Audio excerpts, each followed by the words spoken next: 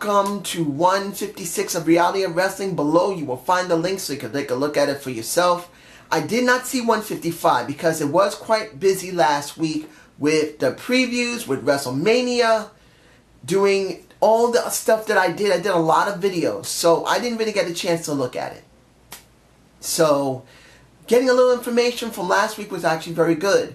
And the interview with J.J. Blake, he's not good, he's not great, he's dynamite. He is now Reality of Wrestling TV champ. Yes, I didn't hate Tempo, but his character was not that interesting to me. And yeah, well, from what I understand, JJ kind of cheated. Who cares? I love me JJ Blake. He's an incredible talker with a charismatic attitude. And he is good in the ring. So he cheated this time. He can do the job without cheating. He can.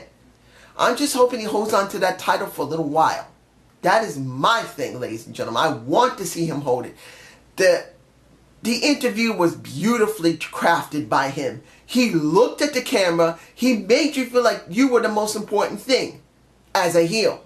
He is a heel. He made you feel like, well, I hate your damn ass. That's what you think. That's the job of a heel, to make you hate him. And I loved it. Now, I'm getting this over with right now. End of the night. Aiden Cristiano versus Gino. Why? Look, ladies and gentlemen, I have said it multiple times. You can see the interview shot right there when he talked. Gino is not good as a talker. He's boring. He's too soft-spoken. He does not show any type of personality. Go in the ring with Aiden Cristiano. He's average. His ring work is average. I'm sorry. I see nothing from this kid. He's about the same age as my son, 20, I believe. He's still too green. And I don't understand why Booker T gave him that damn title. He's too young. He's too green. His character is not developed at all. The El Capion, whatever it is, I don't care. He doesn't act like a Latin heartthrob. Cristiano does. Cristiano in El Familia feels more substantial than Gino does. So why not give the title to Cristiano? Why?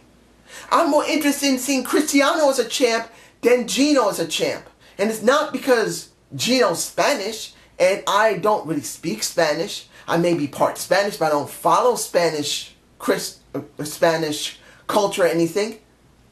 It's not about that. It's that he sucks. Cristiano's better. And I don't get it. So as far as I know, this, unless someone is willing to tell me below, you had Sean Studd, who literally should be champ.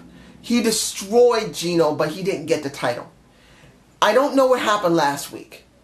And now, Aiden Cristiano, who is a better talker than him, who seems to be a bit better in the ring than he does, who has a faction that is to a certain extent very good, and he does not get the damn title, which makes no freaking sense. What is the point? Why? Is Gino from a family that's very, very well known? You guys can tell me below. And because he's a second generation star, or maybe a third generation star, they just hand it to him? It's dumb. Now, Brock and Harrison, I believe the guy's name is Harrison.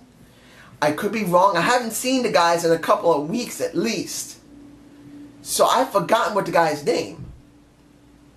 So, seeing that Brock Baker wants to have Harrison as a partner isn't a bad thing.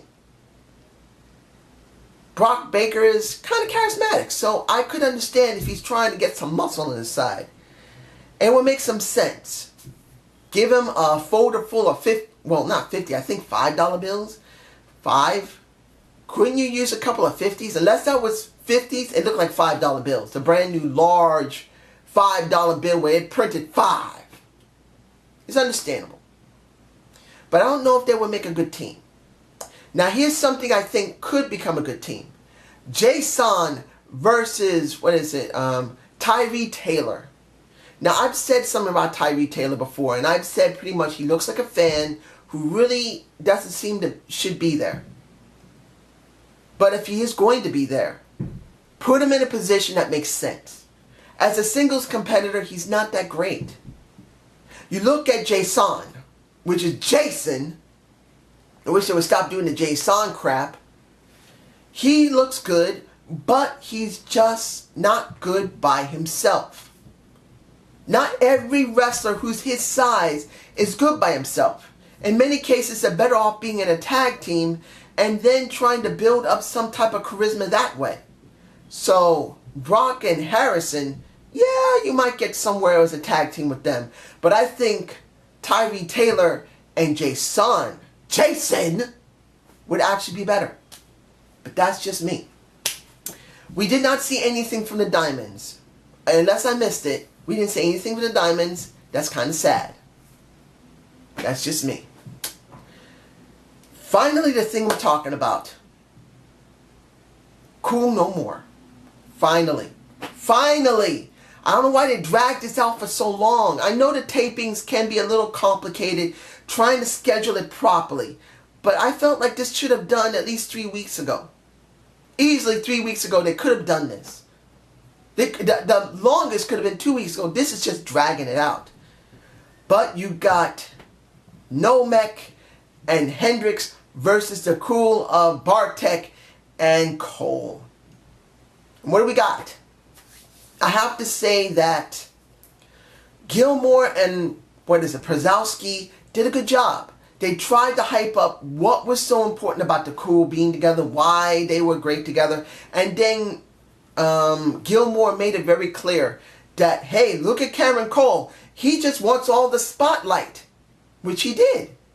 So many times Bartek handed out his hand to try and say, hey, tag me, listen to what I said. And this was before they went out there. He said, listen to what I said. Listen to what I'm saying. Let's do it this way. And Cameron Cole didn't give a fuck. He did it the way he wanted to. And then what did we get? He wanted to finally tag in. Bartek said, fuck you. Walks away. And then he got his ass handed to him and he lost the match. Finally, we get these two separated. I do believe it was more than long enough to get them separated. And we needed it. They dragged this out way too long. Now, how do I think the feud is going to go? I don't know. It depends on one thing. These two have to have something to fight over. So, I don't want them to go after the television title. But here's the problem. They got to go after some type of title. Maybe the Texas title would be the best thing for them to start challenging for against Rex Andrews. Because he's not doing anything. Let these two fight. Let one of them say, I'm going after the Texas title, which would be Bartek. I know they already did this, but I want to see them try to do something that will give Rex Andrews something to do. Because we haven't seen him, because supposedly he's going around Texas and around the country fighting to protect that title and keep it for Raw. But this is just my point of view. Guys, give me a comment below, and I hope you enjoyed this Reality Wrestling 156. Give me a comment below. Watch out for my Raw review mini. It will be coming out later tonight. It's good to be back on Raw. See ya!